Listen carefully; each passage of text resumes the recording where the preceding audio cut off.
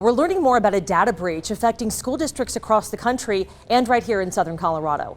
Power School, a K-12 software provider, says it was the target of a data breach in late December.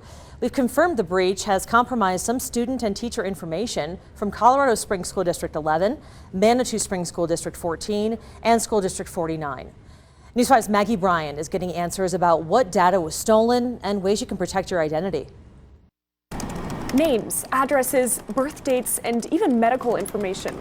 These are just a few examples of some of the information stolen from local school districts after a widespread data breach. The company targeted is called Power School. It's a cloud-based software provider that districts use as a hub to keep student and teacher information.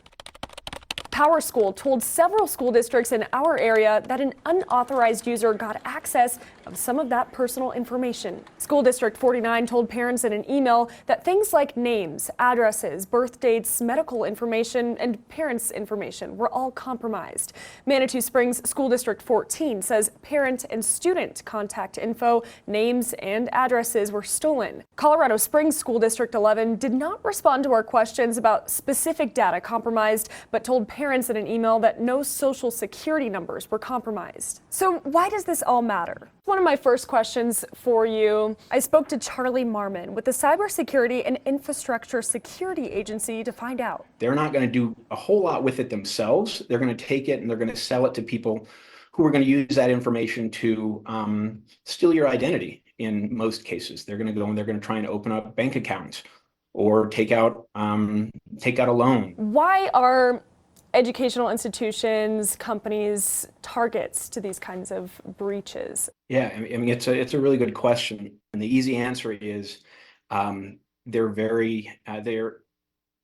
target rich. They have a lot of data, and they're not necessarily the most well-resourced organizations, so protecting themselves can be a real challenge. How can people be proactive about protecting their information? What can people do? It's really just basic cybersecurity practices. Those basic practices include keeping your device's operating system and apps up to date. Use long, random, and unique passwords along with multi-factor authentication.